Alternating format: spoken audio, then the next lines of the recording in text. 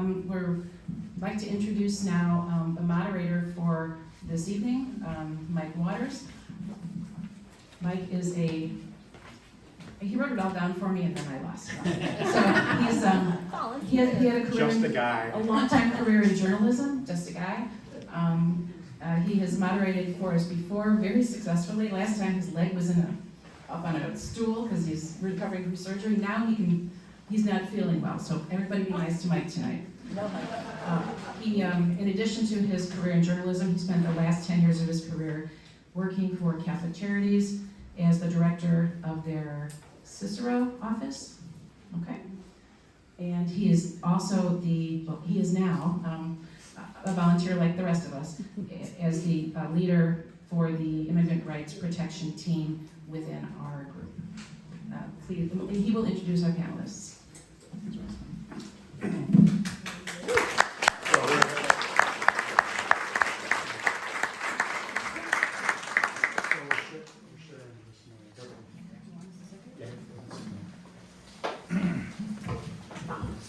So thanks everyone. So yeah, we're very pleased to have this group with us here today. Nearest to me is Marilu Gonzalez. She was a colleague of mine in Catholic Charities for 10 years. The most badass woman I know. She was the director of our office at St. Gall, which is that little village back in the yards? Marquette.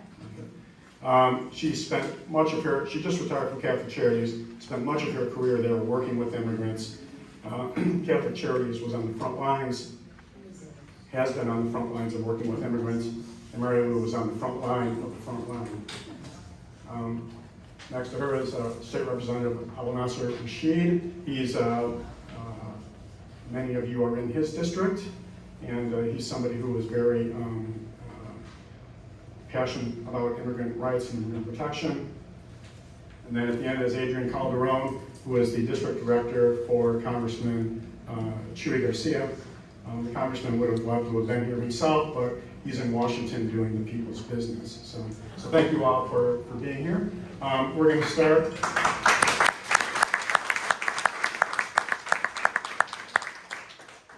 We're going to start with a video, a 10-minute video. It's a PBS report about the journey that many migrants made to get here to America.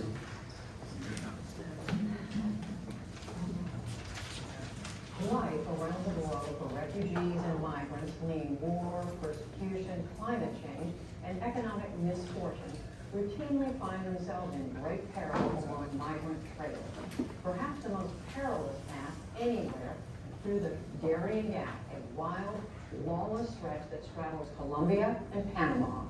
Last fall, before the pandemic, and with the support of the Pulitzer Center, correspondent Nadia Drost and videographer Bruno Federico put themselves at great risk to bring us stories of people risking everything to make their ways north toward the U.S. And a warning, images and accounts in this report may disturb some viewers. Where South America meets Central America lies one of the world's wildest jungles. It's roadless, lawless, and almost entirely uninhabited. Its name, the Darien Gap. Underneath the soaring jungle canopy, migrants from around the world risk death crossing the jungle in a desperate bid to reach the US and Canada. They have no map and no instructions on how to make it through one of the world's most dangerous migration routes. I would like to send a message to anyone who is thinking of doing this route. It's very dangerous. If I knew this, I wouldn't have done it. Many migrants spend a week or even 2 on this trail before they reach a village and safety.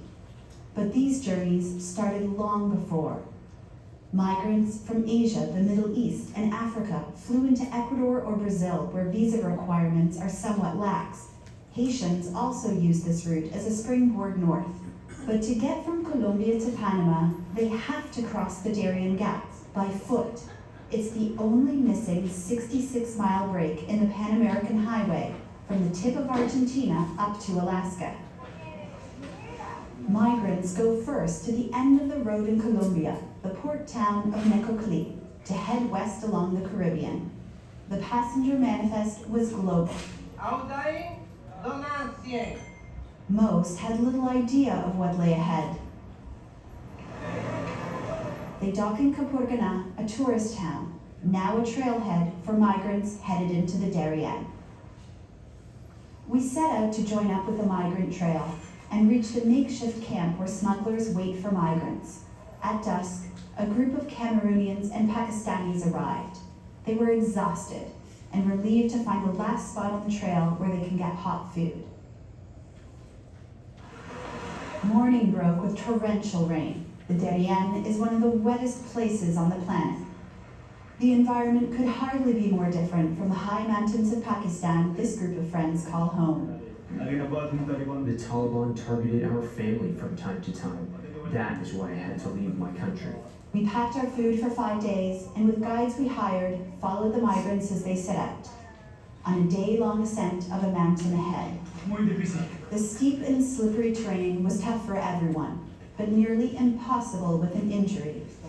This woman from Cameroon could barely put weight on her knee. Exhaustion took over. God, the pain is too much. Yeah. The pain is more than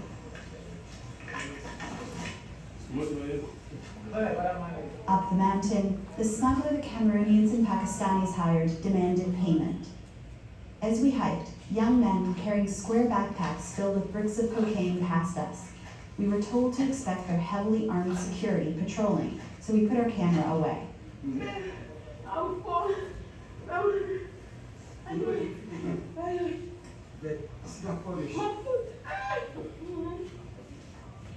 After a steep descent, the group made it to this river. They were almost out of food. Smugglers won't venture any farther into Panama, where they could face over a decade in prison if they're caught.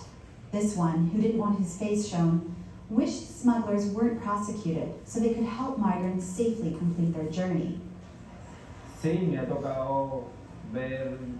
I've had to see mothers who tell their children they can't go on, to give themselves up to God. For anyone who has a family or kids, that breaks your heart. Another smuggler, who can't be identified, told us he came across this migrant who had been injured and spent 2 weeks on this mountainside. He was only crawling like a child. It's common. Most people who injure themselves die because there's no help for them. From here on, migrants are on their own. The next morning, we came across George, a Cameroonian man. Injured, he had been left behind by his group. Then, forging ahead alone, he fell and dislocated his shoulder. Our guides popped it back into place. He was one of many Cameroonians on this trail who didn't want to be fully identified, fleeing a brutal conflict in his country. You know, when you're running for your safety, you don't care what is happening to you. You don't care what's in front of you. You just want to have a safe ground. Just like his group of friends had, we left him behind, hobbling onwards. The trail and riverbanks were littered with signs of desperation.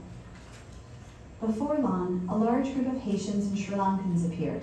Jean Delicat, a father of 2. It's been 6 days that we're walking without stopping. The children cry of hunger. There's no food. There's nothing. There was nothing else for them to do but try to go ahead. These Haitians had been living legally in Brazil or Chile. Among them were 6 children and 3 pregnant women. Dusk fell, and the Haitians made camp high above the river. It was hard to find wood dry enough to make a fire, and even harder to find food to cook. The night's catch, a few fish. Lying smugglers often tell migrants they're almost to their destination, which is why many, like Delicat, had already tossed their clothing and food. The bread that finished right now. I have nothing. Nothing here. Nothing. Your Bible? My Bible. Yes, my Bible. And my book. Where's your boat?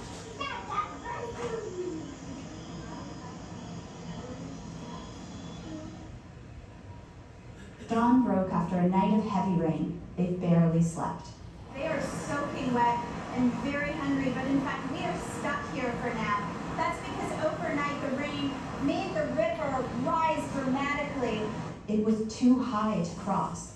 The rivers often pull children from their parents' arms and sweep migrants to their death. Marooned, with unwelcome time to think, worries took over the Haitians, like Rosie Vantour. Sometimes I think that if I was not this poor, I wouldn't have got into this situation. The river level dropped and we finally set out again. Later, we were joined by 15 Bangladeshi men with nothing but the clothes they were wearing. They had been robbed 4 times on the trail of everything. A man we're calling Saeed because he's scared to be identified explained.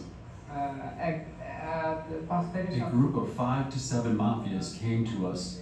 They pointed a gun towards us and took away our bags and everything. They left nothing for us. They even took away our food. The river was dangerously high, and we cut the day short and set up camp.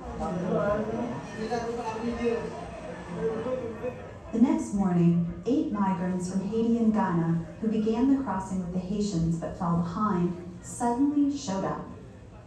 Among them, a woman and her boyfriend from Haiti were robbed by bandits days earlier.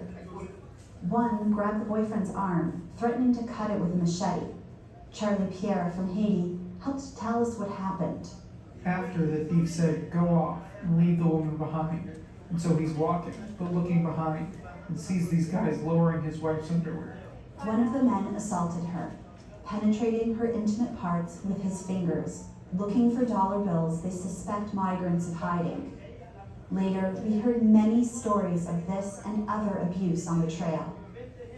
After another night of heavy rain, the river is very, very high. It's going to be risky to cross it, but we simply cannot wait any longer because we have run out of food. Pierre found a pregnant Haitian woman he had been searching for, and we got on our way, trying to sidestep the river. After 8 days on the trail, Rosina Boateng's family from Ghana had run out of food. When is it going to finish? The whole family, I lost hope. I really lost hope. Stomachs were empty, legs were quivering. Because the river was too high, we had to make a detour, winding up into the forest and dimming all hopes of reaching a settlement in Panama by night. The next day, minds were racing with one question: will we make it out of here? There were foreboding reminders of those who did not. But these migrants joined the legions of survivors crossing the Darien Gap. As the river opened up, a driver and his outboard canoe appeared. We were on our way, finally, to a village. This night, the group made its way out of the Darien Gap, but the rest of their journey is as opaque as the black waters ahead. From the Darien Gap in Panama, reporting with Bruno Federico, I'm Natalie Drost for the PBS NewsHour.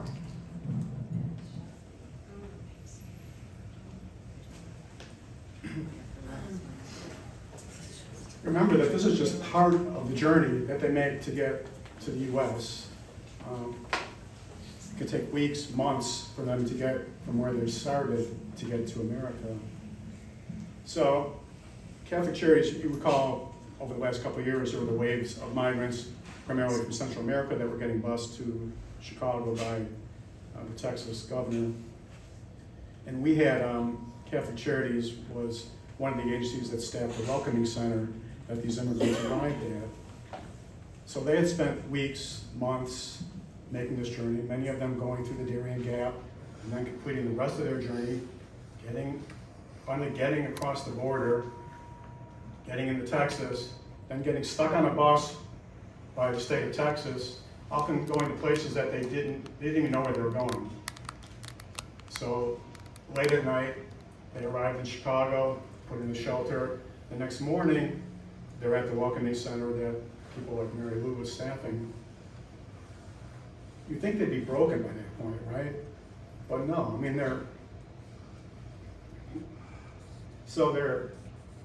bright and optimistic and hopeful and grateful for even the most basic act of kindness. They deserve our respect, they deserve our compassion, and they deserve our support. So now Marilu is going to talk a little bit about her experiences with working with those families. I'm gonna stand up because I know folks in the back may not be able to see us. As Mike, this was very hard for me to see, I have to say that. Because the stories that I have heard and the people that I have spoken to, this is what they lived. They lived this. They did not lie about this. This is real. The families themselves, when they started to arrive in Chicago, it was so overwhelming for them in so many ways. And sometimes when they would get off the bus, there would be a group of us from Catholic Charities, we would line up and we would turn around and say, bienvenidos, welcome. And they would be so happy. We would give them a juice or a water or a pop or junk food, frankly.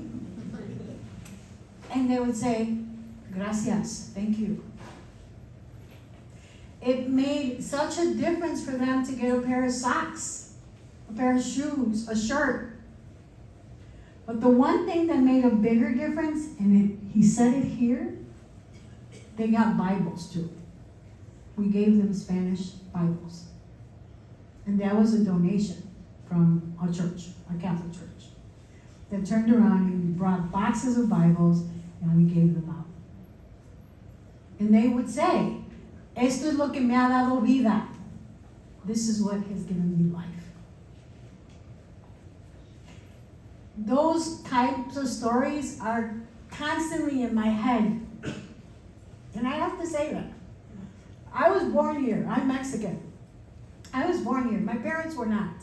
My parents were undocumented. My parents went through a heck of a lot of stuff. So did my sister, and so did my husband.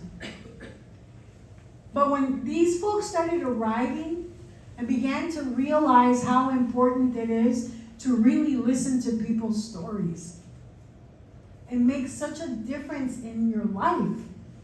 And it teaches you the value of how to live. The very first encounter I had with a family was not at a bus station. And it wasn't at the welcoming centers where there was thousands of people coming through. It was in my office on 55th and Kedzie. It was two families. One was actually two young men in their 20s. They could have been my kids, or they could be your kids in their 20s. They came to my office and they rang the doorbell, and I had a religious sister who was a volunteer, Sister Yolanda. She turned around and she said, I think you need to come to the door. And I said, is everything okay? She's like, no está bien, but you need to talk to him. I'm like, okay. I went. These two young men had been walking from downtown Chicago to 55th and Kedzie. Walked it. Stayed in some hallway at night in order to get to where I was. I turned around and I asked them, why are you here? And they said, they gave me this little piece of paper. And it was from immigration, from ICE, from Border Patrol. And it had my name and my address. I was like, what the heck? You know? That was the first encounter.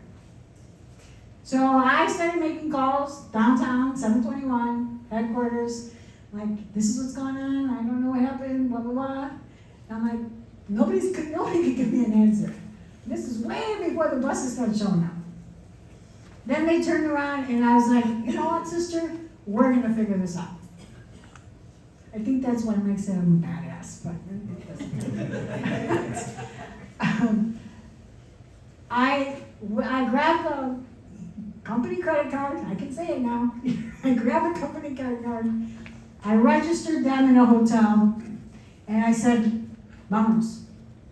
I grabbed them, we got some clothing for them, we had a clothing room, gave them some clothes, gave them some shoes. I said, we need to take you grocery shopping. So If you know anything about the city in Marquette, there's a store that's called Pete's. You know, it's like everywhere, I think, now. We went to Pete's. And we had to get some bread and some lunch meat because obviously they're going to be staying in a hotel for 4 or 5 days, right? So they needed food and some stuff to drink, etc. We're at the counter to check out, ready to pay. And one of the young man's, his name is Israel, and I still have contact with him. And he still calls me. And it's an amazing, amazing relationship. And he turns around and he says, "Can I ask you for something?" I said, "Yeah, of course." "Can I buy a chocolate bar?" And I was like, "A chocolate bar? You just want one? How about 3 or 4? And he looks at me and he says, "No, I just want one. So I can lay down on the bed after I take a shower and just thank God that I'm okay." That was my first encounter. My very first encounter was with Israel. That young man today is working. That young man today was able to bring his mom before this chaos started. And his mom is now here living with him. And he is the happiest person in the world. But he's afraid. Because he doesn't know what's going to happen next. He's committed to doing the things right. He's committed to doing everything that the law states, but he's afraid. And you can't blame him for being afraid. Not at all.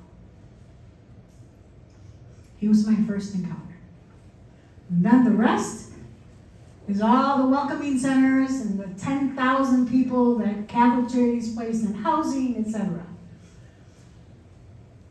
The second story is about a little boy, very similar to what you saw here. A little boy. His name was Jaime, or is Jaime. And his dad's name was Jose. They came to the office, we did the same thing, found them a hotel, we did what he had to do there. And in that process, we're like, okay, they seem, pretty stable, they're good.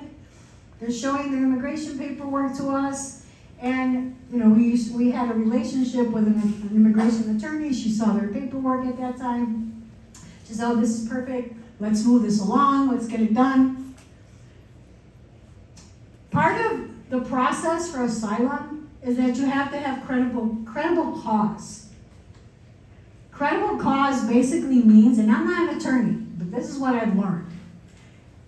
Credible cause basically means that you have to prove that you're here in this country because of religion,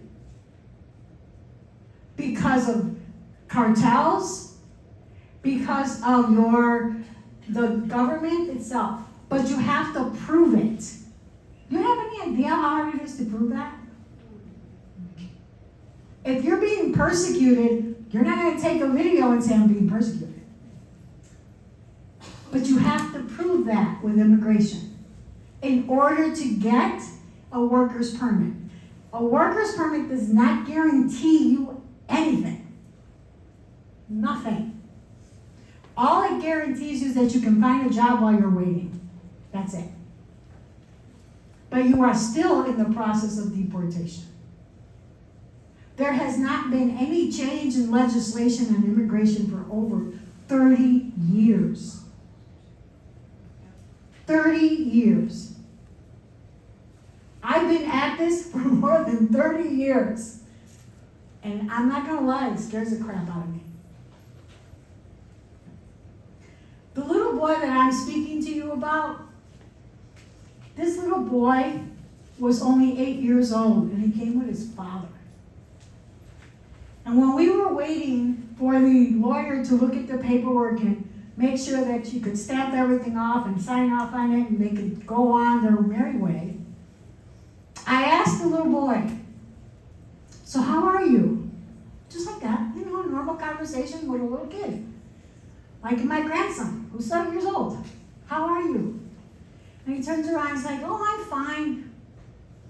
He said, do you know that when we were crossing the Darien Gap, I had to jump over dead bodies? That little boy is going to live with that for the rest of his life. For the rest of his life. That is not something immigration will see, nor do they want to hear, because they will never meet him.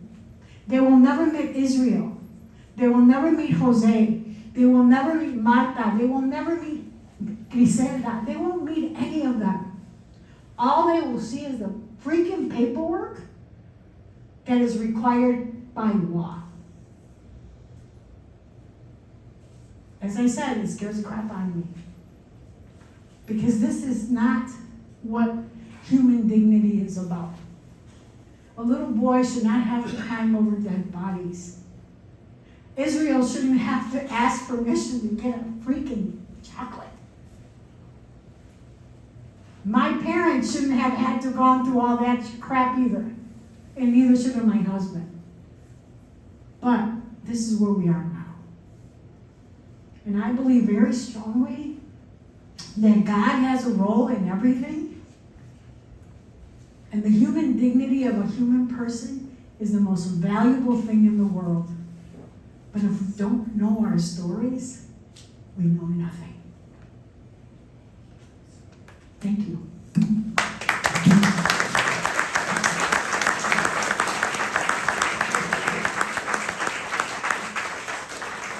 Like I said, yeah, so at the Welcoming Center, I forgot to mention that, so these immigrants who had just arrived, they had two questions. How can I get my kids in school, and how can I get a job? They wanted nothing. They wanted nothing from us. Just, just a hand up, just getting started. So now we're going to talk a little bit about the current state of affairs. I'm wondering, first of all, any of you have heard about what's going on with ICE mobilization, or Adrian, maybe? Yeah, absolutely. Thank you so much. As you all know, Operation Midway Blitz is well underway. There have been reports throughout the 4th Congressional District specifically. We're talking about areas and communities with high concentration of Latino populations. So it's evident that they are focusing specifically on the Latino community, as specifically Mexicans. Just this past Sunday, the Congressman was made aware of an individual that was picked up on Pulaski and Archer selling flowers on the road. We were able to not meet with him, but meet with his wife, who said that they did not have a warrant. He did not have a criminal record. And it's unfortunate to say that that man has already started the process of being deported back to Mexico. So this flies in the face of what the purpose of Midway Blitz is about, and is to get the most heinous criminals.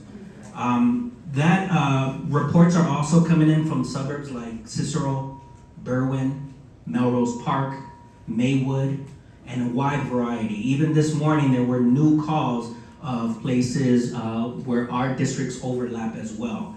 And so this is what is currently happening with the state of ICE enforcement. As many of you may already be aware, our U.S. senators from Illinois visited the Great Lakes Naval location. Many of you may have heard that they showed up there. The staff at the Naval came to greet them, answer all of their questions. DHS staff refused to meet with them and actually left the building and closed the door behind them as to not have to reject speaking to them. So this is the level of immigration enforcement. This is what DHS is responding and how they're responding to all of these issues. Rep, if you want to add anything else to that.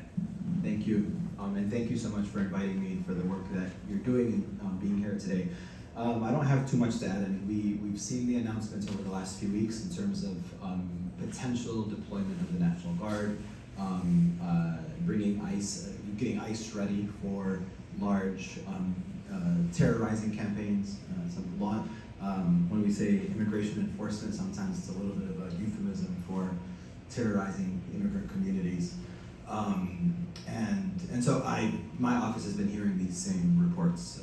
Hey, there's a unmarked vehicle outside of a school. What's the deal with that? And inquire. Try not to spread panic, particularly anything that's not verified. We don't want to have people operate out of fear, but we should operate with caution, of course. So I don't have too much to add to what Adrian said, but if you'll indulge me just to take a step back for a moment. Of course.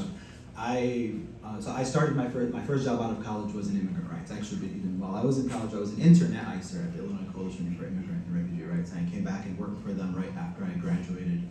And the way I got involved, even as going before college to high school, I got a call saying, "Do you want to go to Washington D.C. to fight for the DREAM Act to to pass this important but insufficient law that would allow those who came to this country as young children to be able to get a path to citizenship." So I got on a bus and we drove to D.C. And I sat next to this other, I was a senior in high school, I sat next to this other senior in high school who was Mexican. And I was on cloud nine. I had just gotten into Harvard. My future was looking bright. And we were talking and I asked her, "What are your plans for college?" And she said, "Well, I just got into Northwestern." I'm like, "Oh, that's great." And she says, "But I'm pretty sure I can't go. I'm undocumented and I don't qualify for federal financial aid." And that's when it hit me that just like the sheer injustice, besides being sad and guilty, but just the sheer injustice of the situation. I had nothing to do with my immigration status. I happened to be born in this country. Here's someone who was brought here when she was, I don't know how, she was very young. I couldn't tell, I had no idea that she was an immigrant, right? And not that that should matter. And she wasn't able to go to Northwestern and was thinking, I'm not sure I'm going to see, if try to find the most affordable option, maybe start with community college. And so that was the first kind of, when it was crystallized for me a little bit of what's going on. I think it's important, and that was in 2007. That was 2007. President Obama got elected the next year, and one of the first things that we were supposed to do as Democrats with control of both chambers and the White House was pass immigration reform. Comprehensive immigration reform, CIR. I don't think we hear that term anymore because we're so far down this horrific path. CIR, comprehensive immigration reform. And none other than Rahm Emanuel told him, "Don't do it. That's bad politics." And it was abandoned. They tried to get the DREAM Act that didn't pass, came back in 2013, Gang of Eight, passed immigration reform out of the US Senate. Republicans refused to call it in the House that year. It was heartbreaking. By 2 votes, yes. And as Marilu said, the last time there was immigration reform was in 1986, the Immigration Reform and Control Act that President Reagan signed into law.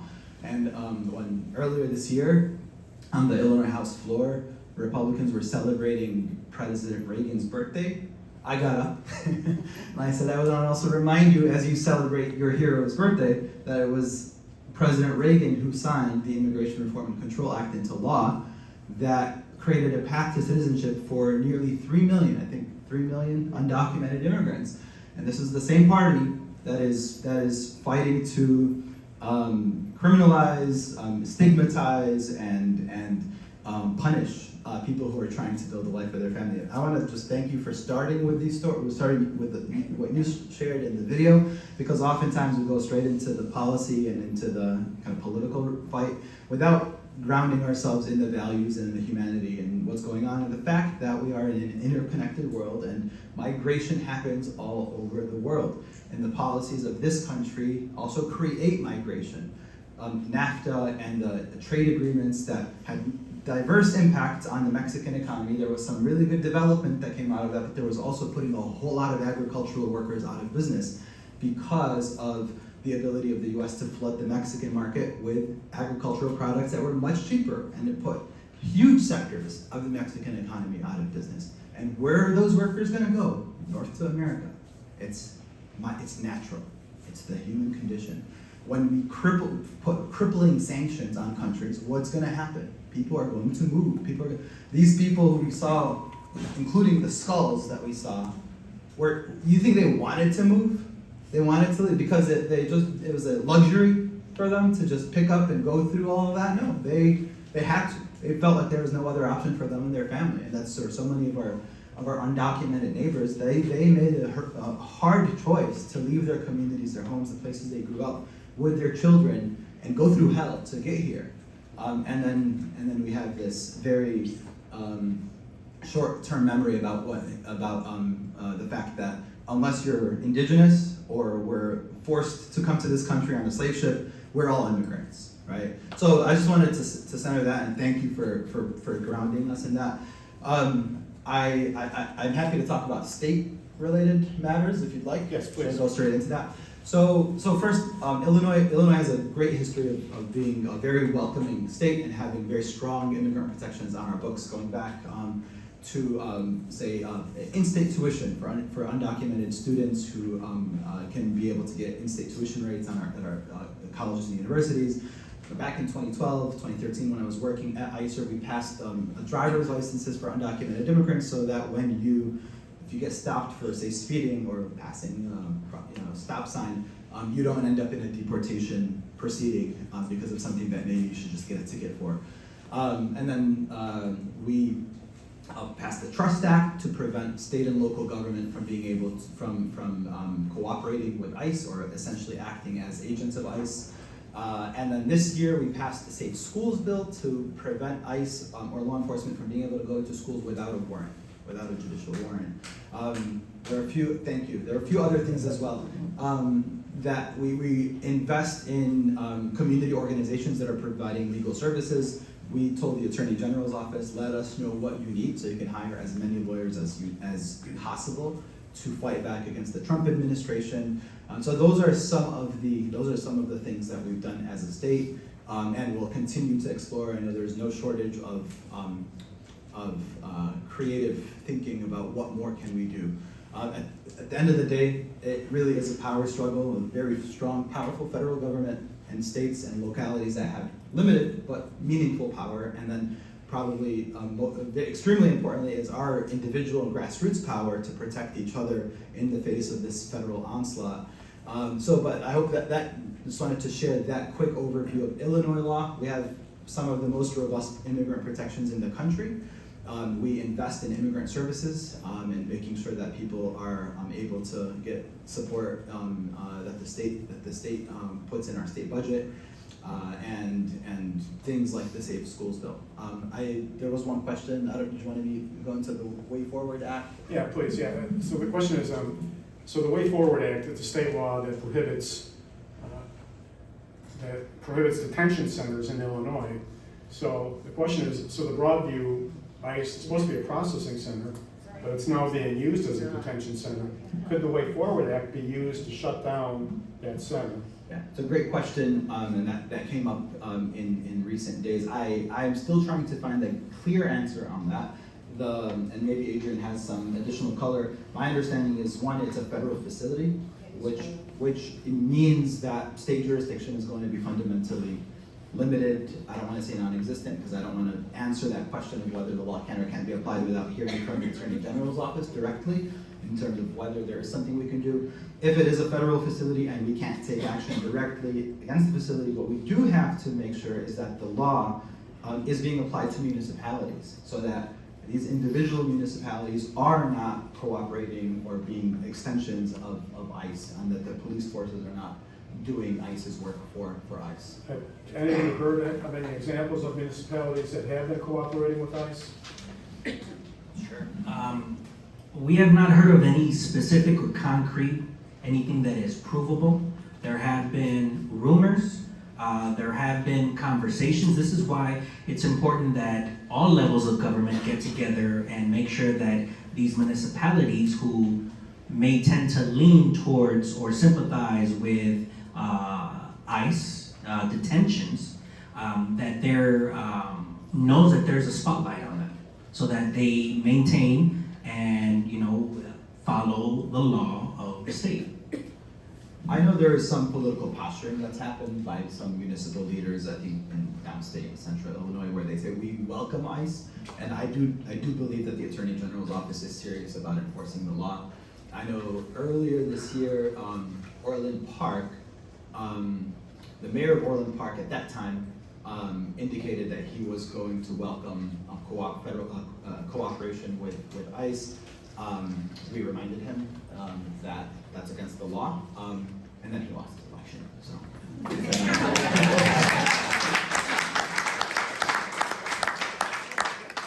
The mayor's are now was Democrat. He's still Republican. But yeah. Jim Doug, but he's much more. Yeah. Yes. Related to the Broadview facility, the Broadview facility has always, historically, has always been a holding center for the undocumented community. In the past, we would be able to go in. I would be able to go in. This is way before Catholic Charities. I would be able to go in and we would be able to meet with the detainees at a pastoral level. We just had to prove our credentials, right? And that was actually done by a nun, okay? And it was done here in the state of Illinois. So literally, she has passed away. Her name is Sister Pat Murphy. But that's how we were able to get into the Broadview Center. The buses that are at Broadview, they keep us away from those buses because we still go there every Friday morning at 6:30 in the morning. Every Friday we are there.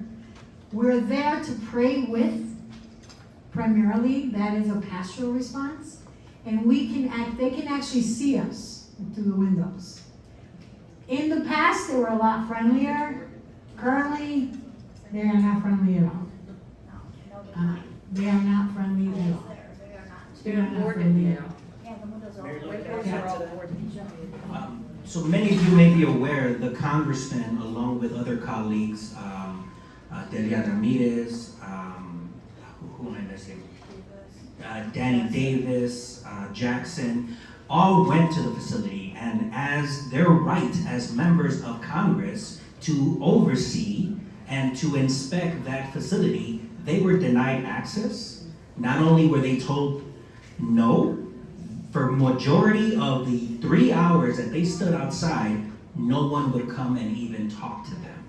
It was only after 3 to 4 hours, additional cameras, that a security member was told to go out and approach them. Did not identify themselves, which they should, was wearing a mask, not identifiable. We could not tell if that individual was based in that facility, if they were based out of DHS. They had all their credentials, they were ready to go, and they were not successful. So it's incredible to see how it's shifted from being able to come in and assist these individuals to just zero access, none at all, because they don't want to deal with it. And when people tend to not want to deal with it, it's because they know they're doing something wrong, that they're hiding something. So there are several examples of the cruelty that the Trump administration has imposed as part of its immigration efforts. They've adopted a policy allowing for expedited removal of immigrants who have been here for less than 2 years. That means they do not have access to an immigration judge. They rescinded policies that prohibited immigration raids on protected sites like schools, hospitals, social service agencies, courthouses. People are being picked up going to court for their immigration court check-ins. These are people who are following the law. They're trying to do the right thing. And they also have, they've removed protections for certain categories of people. Students who are here on visas are getting deported for exercising their First Amendment right to protest.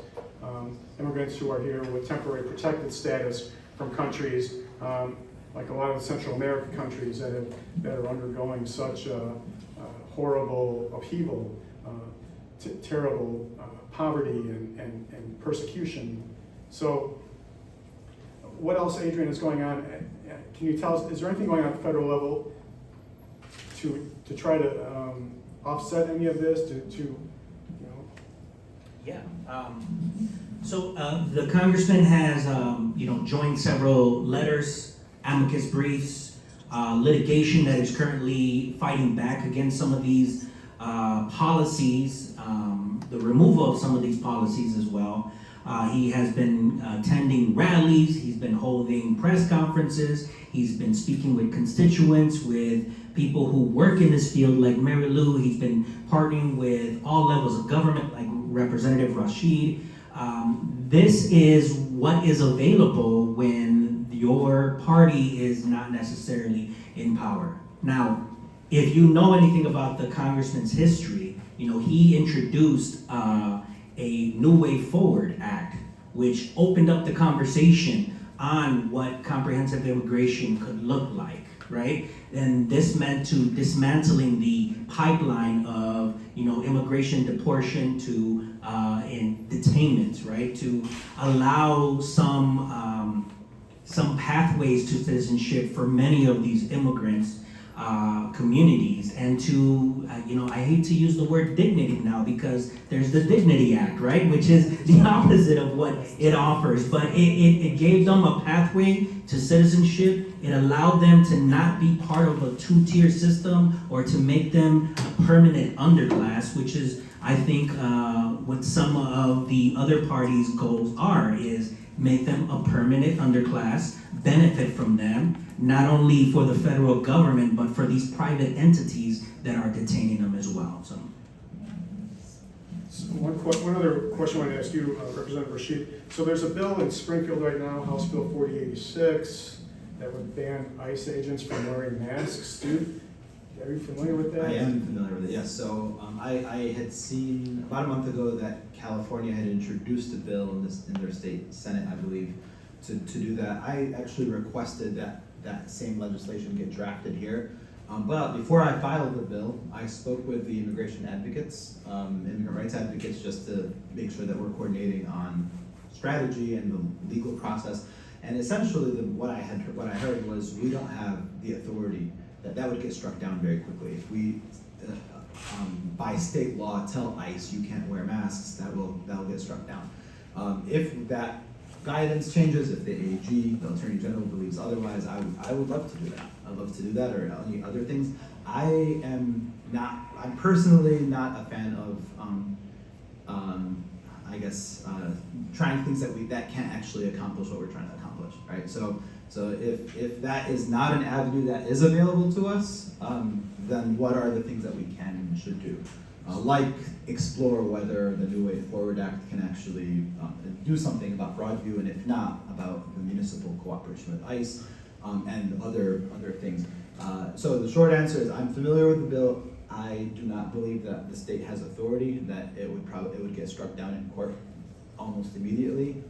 I would love to be wrong, and if the legal experts believe otherwise, I would be a strong champion of that bill. So last question from me, and then we'll open it up. So what can we do? Is there legislation out there that we can get behind, or we realize that as the minority party in Washington that your hands are tied, but what can we do? I'll start very briefly. So number one, honestly, and I saw the immigration protection task force that you created. I joined that, and it is incredibly helpful for people to be on the lookout and to share good vetted information with neighbors, particularly their immigrant neighbors, and to participate in any of the acts of solidarity, not just protest, but direct support as well. If there is a family that is in need or staying home or whatever it may be, and you could help them. So that is the first level of support, is direct, the undocumented families. There are, as you know, many mixed status families, where there is a U.S. citizen married to an undocumented immigrant.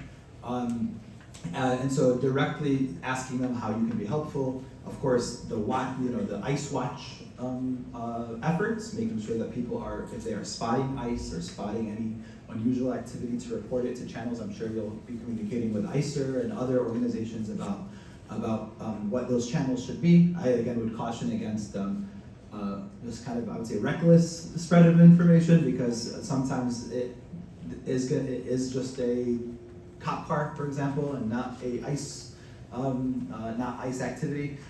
So I think that very grassroots level work is extremely important. I will report, I'll let you know so we go back to Springfield next month, and I am in communication with my colleagues right now about what we could do to strengthen state legislation, knowing that we're at a baseline of very strong state law in terms of everything that we have the authority to do to fight back against ICE. I'm on the Appropriations Committee, the Budget Committee that the constitutional officers, including the Attorney General, come to ask for money. And when the Attorney General's office came to us, we actually sent them back and said, come back with asking for more. Because we want to make sure you are fully staffed, because one of the biggest places that this fight is happening is in the courts, as you know. Sometimes we win, sometimes we lose. Unfortunately, just 2 days ago was a horrific ruling by the Supreme Court that said that racial profiling basically is okay by ICE. They can pick people up based on their perceived ethnicity or accent. I can't imagine the level of harm that we're going to see as a result of this and what kind of precedent it's going to set. But there have been other situations where the Trump administration has been blocked from taking their illegal actions, like when they deported a green card holder, or others were forced to come back to the U.S., right? Though now they're down a different unconstitutional mechanism. So the courts are a really, really important way for us if we are trying to be a country of laws. But I will report back if I do have specific bills that I believe will be taken up or that we should be pushing for during the. And if so, we'll share that with all of you. So you can use racial discrimination for immigration detainment, but you can't use racial profiling to help traditionally or historically marginalized groups to get into college. That's the hypocrisy that we're living in today, right?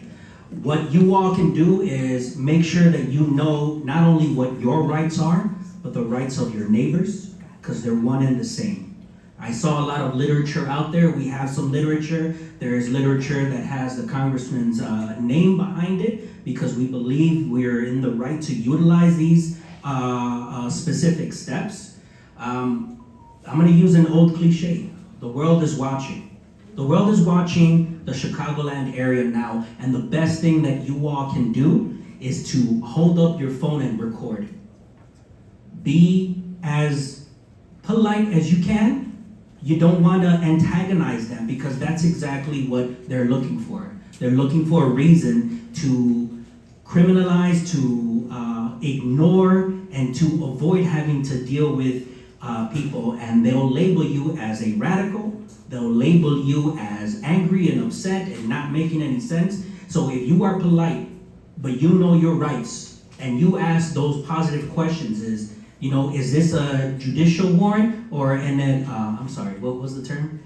Administrative warrant, right? Those are the kind of questions that you should ask. An administrative warrant is written up by a ICE agent or officer, right? A judicial warrant is what they really need to get into someone's home, to get into their car, and so on. So knowing these ideas, recording and being cordial, right, as best as you can, because I know sometimes it's hard to bite your tongue, but that's what needs to be done. Because if you see the reports now, there are influencers that are following, that have been allowed to tag along with ICE, right, to keep their distance, and they're looking for reactions of people swearing, screaming, yelling out obscenities, because that's the way they want to paint the picture. But in reality, we know that the majority of these people that they are detaining are individuals who are trying to live their lives, going to the bus to catch their bus home, going to work,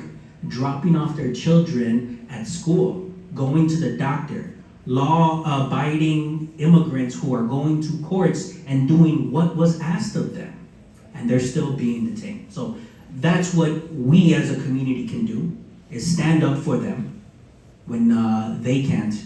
When they feel fear of deportation or detainment, that's when we need to stand up for them, record, and make sure that the world is watching. and I'm gonna add something that's just a little bit more further down and much more relational. One of the families, I'll stand up. There are 4, we had, under Catholic Charities, we provided a lot of housing and integration for the families in order to become part of this society. Okay, and it wasn't done in mass. It was done individually, one-on-one. Why? Because it makes a bigger difference. It changes people's lives when you can pay attention to them and have their stories told. So I'm gonna throw it out there because you're gonna hear about it later. I can't publicly talk about it yet. But you are gonna hear it later.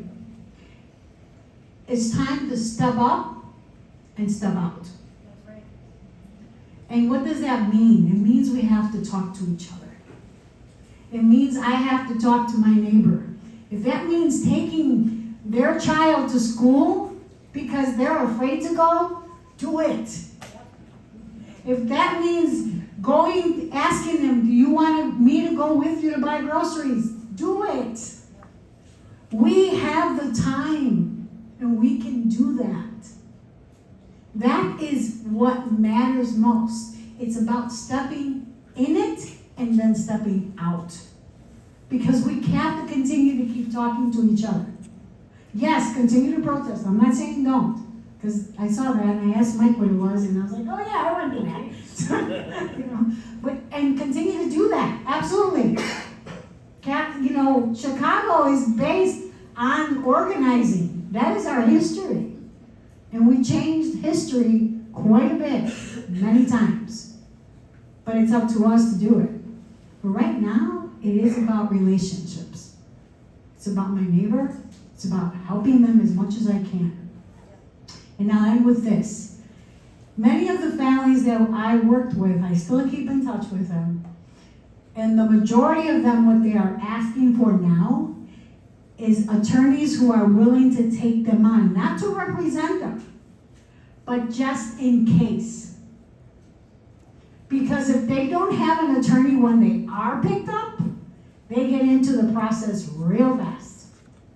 But if they have an attorney on retainer, that attorney can turn around and tell them in a heartbeat, do not sign a damn thing. And it's worked when they don't sign. It doesn't mean that they let them loose, but it does mean that they are nowhere near being deported and going out to wherever the hell he chooses to send them. And families are at least able to connect with them in some way through that attorney. That's an incredibly way of looking at it. So among your own talents, because I know there's a lot of talent in here. You have Mike. So it's definitely there, so you can do that. Very local, very grassroots, but very relational. Thanks. One more thing, which is I'm sure this group is very used to, is talking to your elected officials. And since it is an election season, candidates who are running for all sorts of offices. Now you happen to be represented by one of the biggest champions of immigration reform in Congressman Garcia. Still, doesn't hurt for his office to be receiving messages saying we support the work you're doing, or we support doing more work, more to protect our immigrant community. Same thing with my office. We love seeing those emails. We get a lot of emails already, but the more the merrier, particularly as you know, elected officials are dealing with hundreds of issues under the sun. So your messages, your calls, your emails will bring it back up in priority as well, because that reminder is helpful. And local elected officials as well, letting local mayors know about the importance of not cooperating with ICE, just that, even though it's already the law, just that important, it helps for them to hear that constituents care about that. And so I think, and then the candidates for Congress, the candidates for any other office, ask them to make this a priority in their campaigns. I think many people are going to be pretty good on immigration, but not everyone is going to make it the #1 issue for them, or be talking about it as forcefully as they should or could. And so that push to prioritize, I think it would be helpful. All right, so now we're going to open it up to questions from you guys. So we have a microphone back there, so you're all going to have to be loud. Guy with the hat. I have two questions. I'll try to make them fast.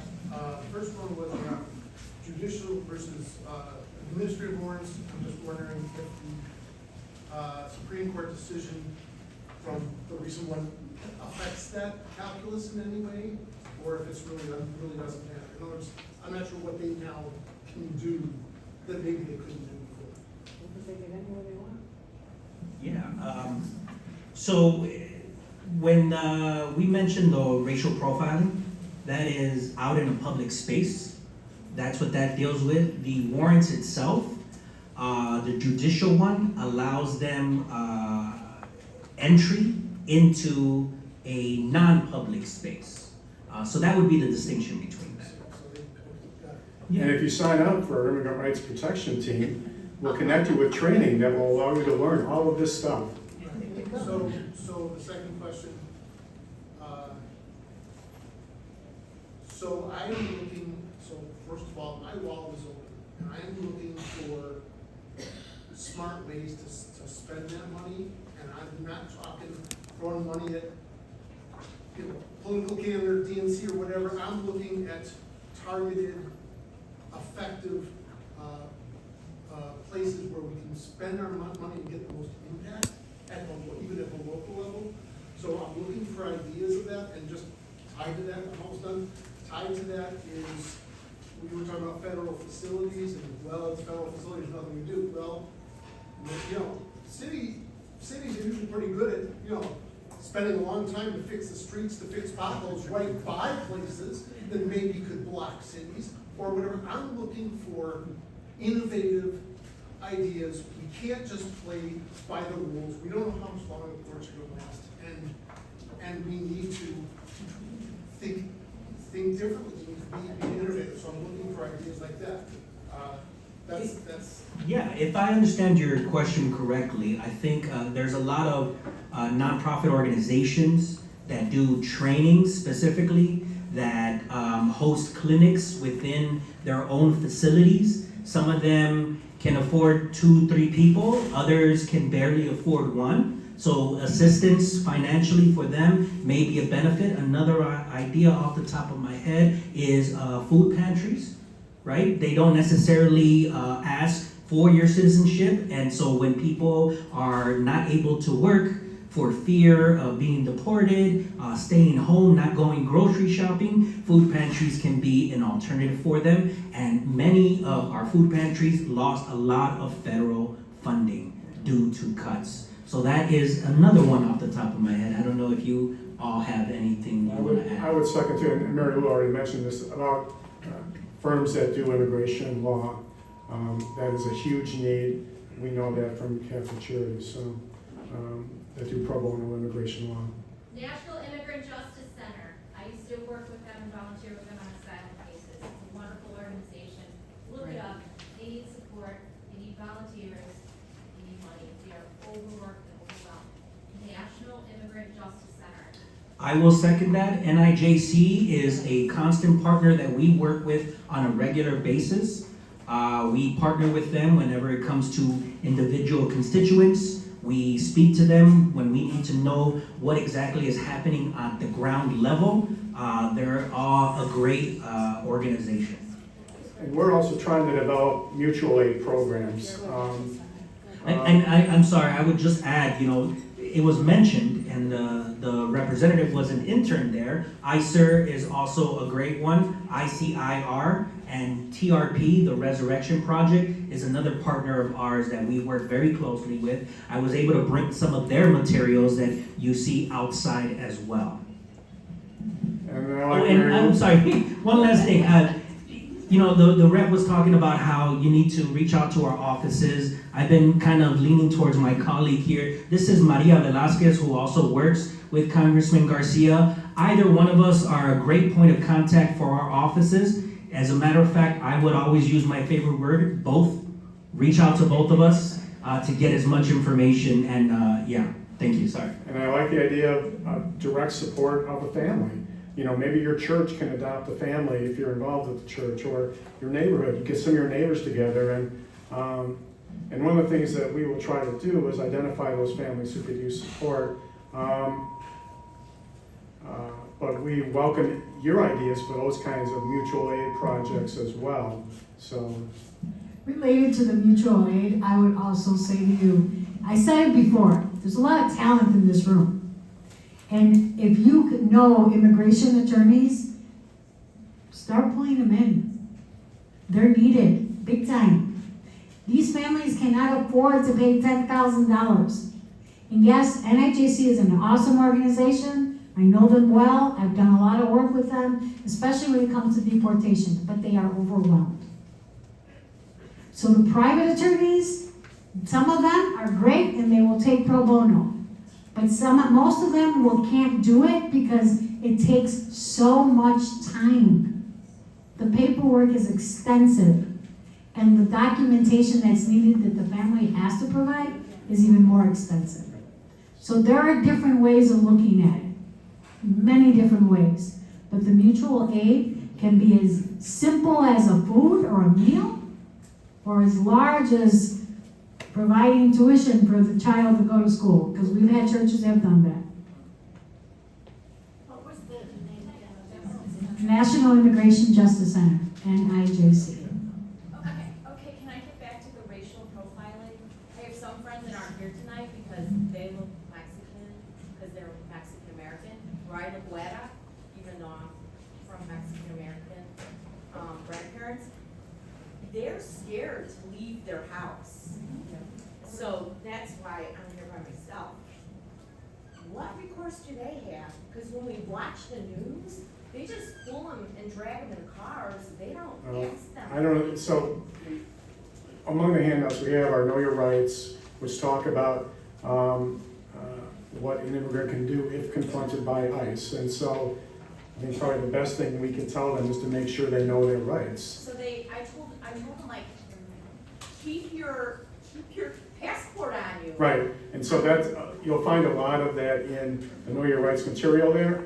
And again, if you want to sign up for our immigration team, we'll connect you with trainings that go into more detail on that.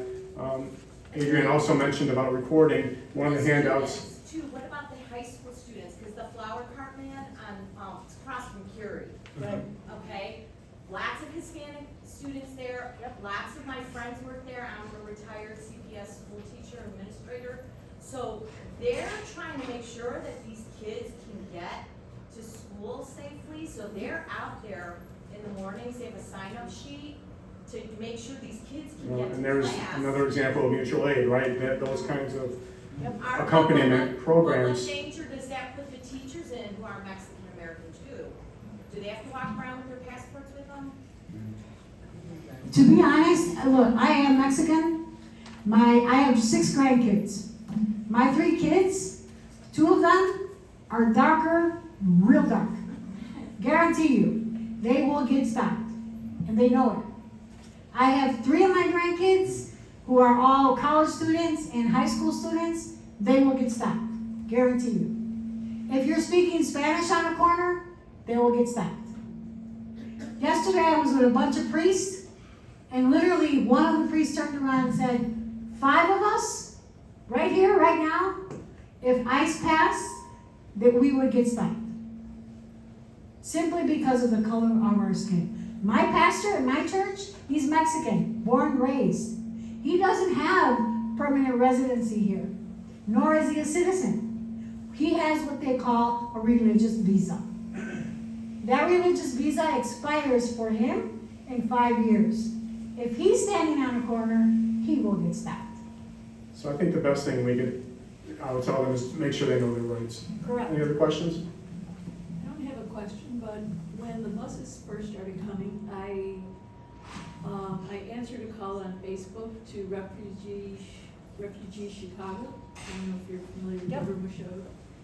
And they now are asking, well, because I'm a caregiver, I wasn't able to leave the house as often, but what I would do is I procured donations, of clothes and anything that they needed.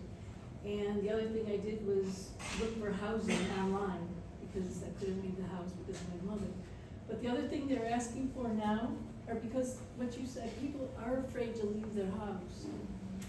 They're asking now for people to volunteer a few hours, a few days, or however much time you can do it, to bring food to the whatever they need to their household, because they are afraid to leave.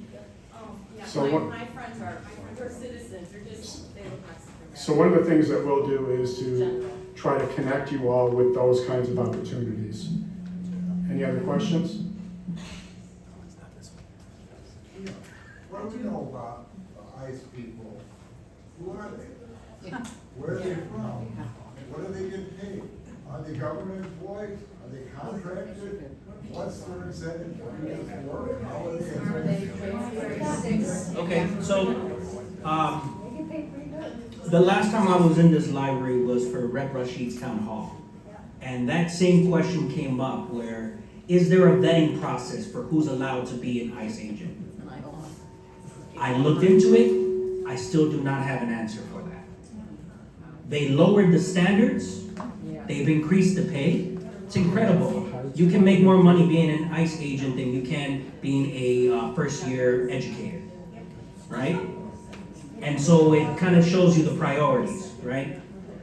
I don't have an answer for you who they are, but I do know that it's a wide blanket and they are trying to pull from all corners.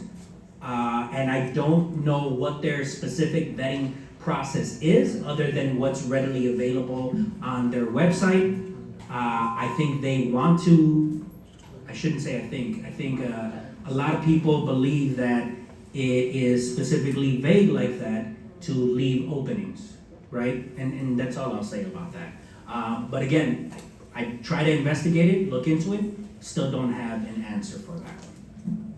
I think on the heels of that, on the heels of that same question, I wonder what's going on with the California bill 627 about, because I think people don't behave the same when they are able to mask themselves and to hide their intentions in some way. I think they behave in a much worse way. And that bill passed in California and through the state assembly, if I'm not mistaken at this point. Now it goes in the Senate. Why is this not possible? I think it might have passed one chamber and not gone on to the governor yet. That's correct. And so if our Attorney General believes that that law would be upheld, I'd be very supportive of What's doing the that. obstruction? Where would it get stopped? So we know who to write to next. So it's basically regulating ICE agents, and what they can wear is federal regulation, not state regulation, essentially. Just like we can't. There's federal preemption and supremacy clause that federal law overrides state law. So the moment we do that, and the federal government, the Trump administration sues us in court, any federal judge basically would immediately strike that. We believe, if that's not true, if the Attorney General's office believes that's not the case, for whatever reason, or if there are ways, other things that, other creative ways, like one thing we could talk about is law enforcement in other contexts where state does have jurisdiction, but again, that's not ICE, right? That's not these immigration agents or National Guard members. So I don't believe that California law would get to the governor's desk, but I will continue to follow that to see if that changes. Got it. All right, we'll take one more question. I think somebody in the back had one. Then, can you folks stick around for a few minutes? Sure. So, if you have another question for any of the panelists, they will graciously stick around for a few minutes. So, I'm just concerned that I read that there are teenagers who have been recruited into ICE, and we all know that the hormones and male teenagers, they can do anything. They can grab anybody off the street, or anybody can just dress in black and grab somebody off the street, and God knows what with them. What is the penalty for somebody who pulls a mask off an ICE agent? Will they be prosecuted? Probably. And we had a story of a gentleman who threw a sandwich at them, and although he wasn't convicted because the judge overruled it, it was a very long process. I'm sure it took a lot of resources and money and so on, and that was one small incident. So yes, if you point your finger, or not point your finger, but touch them, then yes, that's why we say the best thing to do is to be as disciplined as you can, be as cordial as you possibly can, and record their actions. I have a neighbor in my area who I suspect is saving people from ICE. One person has a key, they come and go in the middle of the night, and she is afraid. So one of the handouts that we have is about how to record ICE interactions. So you maintain your distance, you don't get physically involved. But I don't know what she knows about this. She's afraid of me. Well, the bottom line is don't touch them. So, I think. Not ICE, but the neighbors. So there is an immigration attorney on the corner, so I will go to him and give him all these papers and ask him if he can just give them to that neighbor. I don't know how to help that. Let me just add that the actions that are being talked about here, the mutual aid, the know your rights, the ICE, spotting ICE and reporting it to the proper channels, it actually has a direct impact on how and whether ICE, the Trump administration, National Guard, how they operate. They do not want to come, let me not overstate that. They will consider the fact that a place that they are entering is organized, and people are looking out for each other, and they're communicating with each other, they're supporting each other. So these things, this isn't just fluff. It has there's a reason Donald Trump backed down a little bit from the National Guard threat. It's not because he's suddenly changed his mind. It's because he saw that the governor, the mayor, the county board president, everyone was standing up to him and was saying, "You are not going to be welcome here." Now we do that within the bounds of the law. So we're not going to go and attack, touch any agents or National Guard, but we will record. We will spread know your rights information. We will do the mutual aid. We will enforce state law. We will, and on and on and on. And that, I believe, impacts their own calculations as to how aggressive that they'll be. So. I have a family member who's half Mexican and looks at should he have his passport with him at all times? Yes. Well, yes, and I don't know. Actually, let me not say yes. Do not talk to ICE. Right? That's the guidance that I'm saying. Do not talk to ICE, even if you are a citizen. Even to say if I do not talk to ICE and I don't respond to ICE and say I'm a citizen, you could leave me alone. Now they are left guessing. They're left guessing. I am protecting my undocumented friend and neighbor by not talking to ICE, by not saying, well, actually, I'm a citizen, here's my passport. So it's best to not talk to them. Again, you're allowed to stay silent. I would defer, I'm not an attorney, I would defer to the Know Your Rights material to make sure that you are following the right principles and guidelines there. But again, the judicial warrant. And he's an American citizen, but he doesn't. Okay, so we need to move on. I'm very sorry. So the best thing I could tell all of these cases is make sure they know their rights. And there are a lot of sources for that information, including the handouts that we have. So the library is closing fairly soon, so we need to wrap up. They will stick around for a few minutes. If you have any questions, you could approach the panelists individually. I would like to thank our panelists for coming.